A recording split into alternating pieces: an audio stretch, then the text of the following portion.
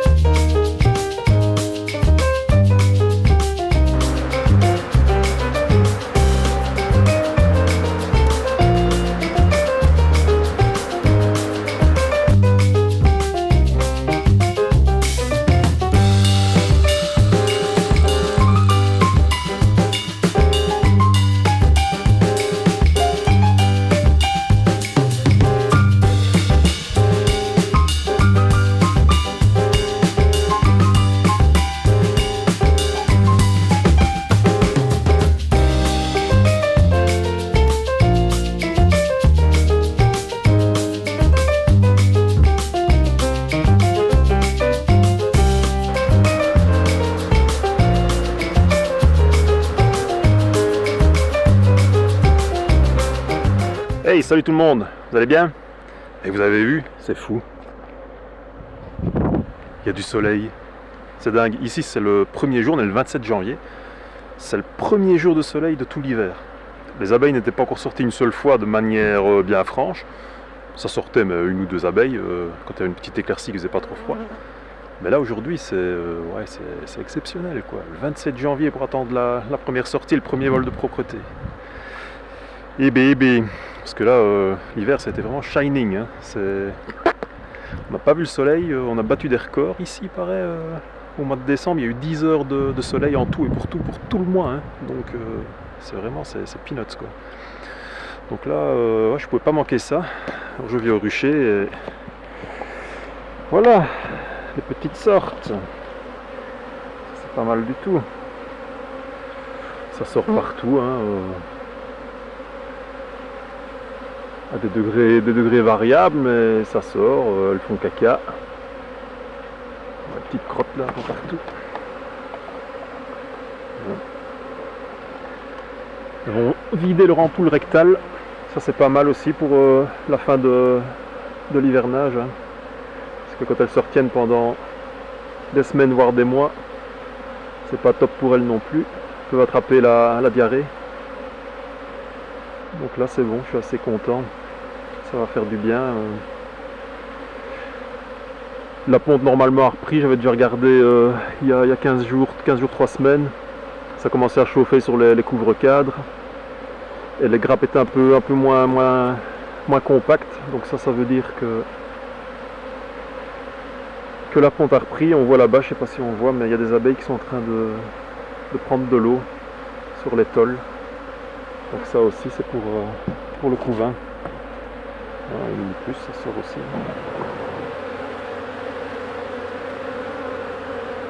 Alors je vais rien vous apprendre que c'est à partir de maintenant que ça devient un peu dangereux hein, pour les réserves. Donc il ne faut pas hésiter à venir sous-peser les ruches. Bon, ici il y avait des réserves vraiment suffisantes. Mais il vaut quand même mieux. Ce qui est bien avec du matériel standard comme ça, c'est qu'on a une comparaison directe. Alors j'avais remis évidemment les tiroirs hein, pour garder la chaleur sur le couvain. Voilà, ça sort, c'est bien.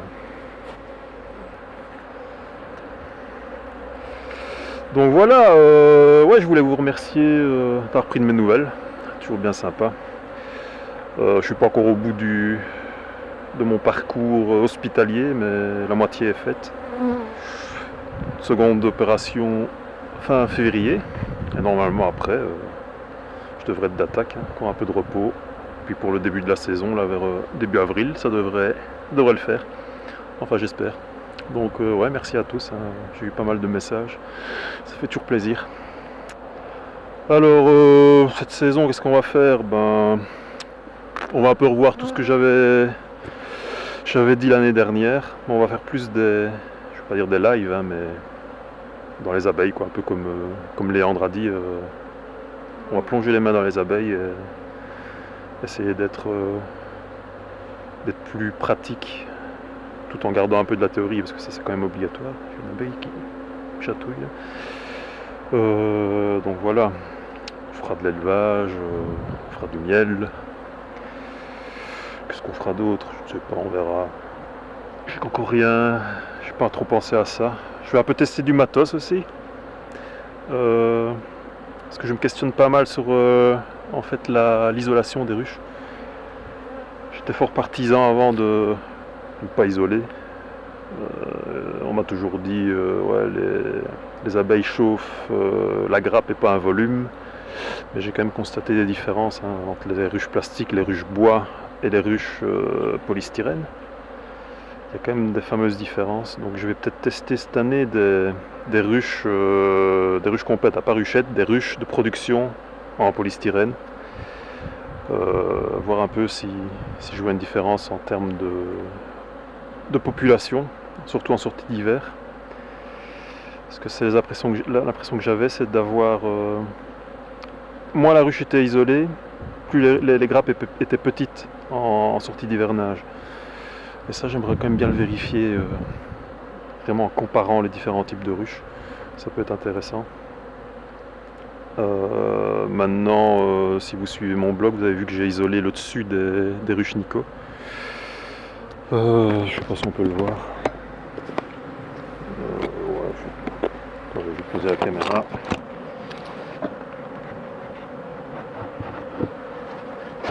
Voilà. J'avais mis un petit styro dur dans le toit en c'est quoi, 2 cm, 2 cm et demi. Et franchement, je pense que ça fait déjà une forte différence. J'avais regardé les ruches qui avaient le styro dur et celles qui n'avaient pas. La grappe était beaucoup plus large quand c'était isolé. Donc les abeilles avaient vraiment accès à tous les cadres. Ça, vous irez voir sur mon blog où je vais vous mettre des images sur la vidéo. Ouais, vous voyez, c'est pas mauvais, hein. Là, sûr et certain que le couvert a repris ici.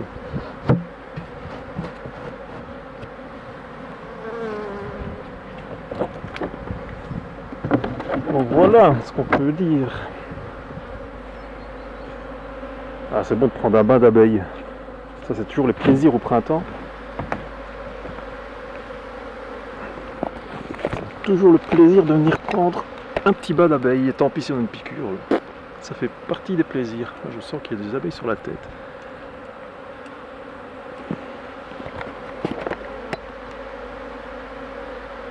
Ce bruit m'avait manqué. Bah, c'est pas encore les grosses sorties, hein, parce qu'il fait quand même pas chaud, il fait 7-8 degrés. Mais l'important c'est le soleil. Hein. Il y a un peu de vent aussi, c'est ça le problème. Ici, dès qu'il fait beau à cette période-ci, ça entraîne du vent, ça c'est inévitable. Et bon, j'ai planté pas mal de sapins là derrière, côté vent dominant, pour essayer de casser un peu le vent. Donc du coup, même par 7-8 degrés, dès qu'il y a un peu de soleil, ça sort. Donc ça c'est bien. Bon, on peut voir qu'il y a des colonies qui ne sortent pas du tout, hein, ça c'est fou. Il y a des différences. Là on voit les deux ruchettes Nico, elles sont déjà à l'ombre. Il n'y a plus rien qui sort. Et celle 3 mètres plus loin, il y a de l'activité. Donc ça c'est vraiment, ça se joue à pas grand chose, hein. Un rayon de soleil et hop. Hein. Ouais, mini plus ça sort, mais c'est pas énorme. Hein. À mon avis c'est parce que c'est plus isolé, elles sentent moins la chaleur. Pourtant c'est populeux, hein. Il y a du monde là-dedans. Mais... Ici au-dessus c'est encore de miel.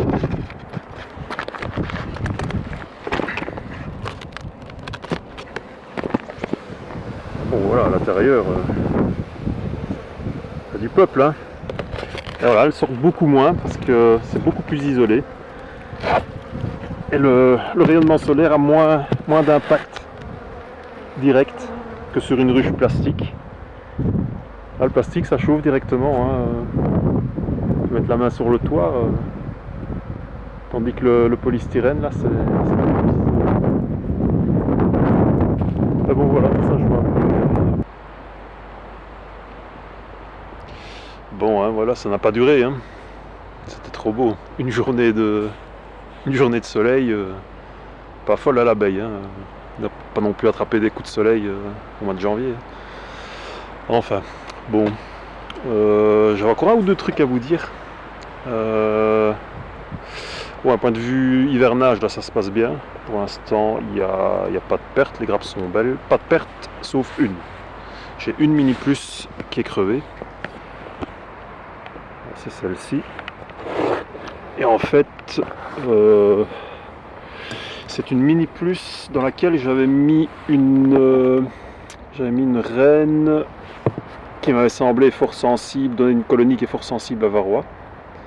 Donc c'était celle-là dans mes comptages qui avait donné les plus hauts pourcentages de varroa phorétique sur les abeilles. Donc celle-ci j'avais mise de côté donc dans une mini plus en vue de l'utiliser cette saison pour me fournir des varroas dans le cadre du projet Arista.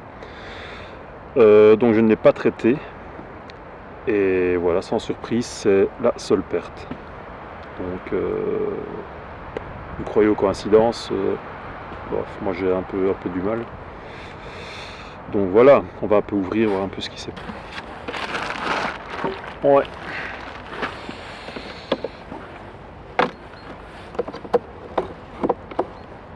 Alors ce qui s'est passé, déjà je la soulève, elle est lourde. Donc vous voyez, il y a du miel, hein. Du miel tant qu'on veut. Petite grappe d'abeilles, moisie. Ça c'est vraiment typique, hein. C'est typique d'une mortalité par varroa. Hein. C'est ce que les gens ont souvent, une petite grappe d'abeilles, dépeuplement. Il reste quelques cellules de couvain, vraiment pas grand chose. Et ça c'est une colonie qui a, vers le 15 décembre, était encore vivante. Hein.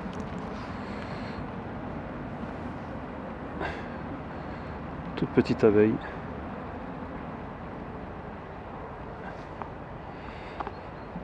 Je regarde si on ne voit pas de varroa sur la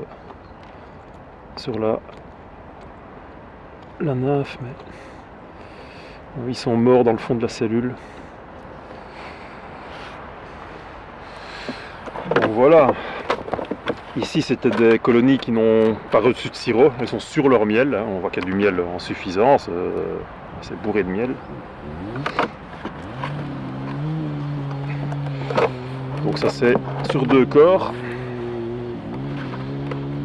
On va enlever le premier corps. Voilà. Et qu'est-ce qu'on voit en dessous? Je vais vous montrer. Donc voici les quelques abeilles mortes qui sont tombées de la grappe. Et ici, qu'est-ce qu'on peut voir sur la tête de cadre?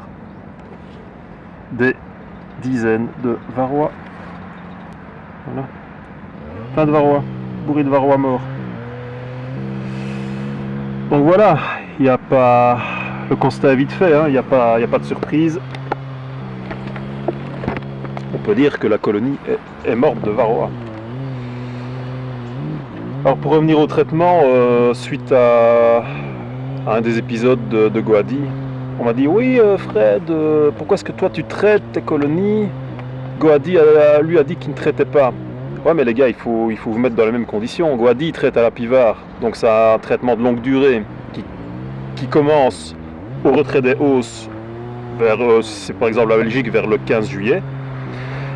Et on laisse les lanières entre 10 et 12 semaines, donc ça nous amène au mois de novembre. Donc le traitement est efficace sur toute la période théorique de réinfestation du varroa. Donc en théorie, quand il arrive au fin décembre, ces colonies doivent être sans varroa.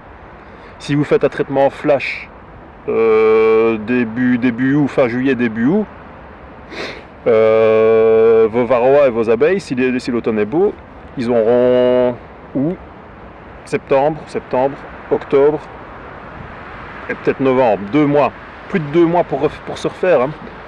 Donc en 2 mois on fait quelques générations d'abeilles et votre varroa il va monter en flèche.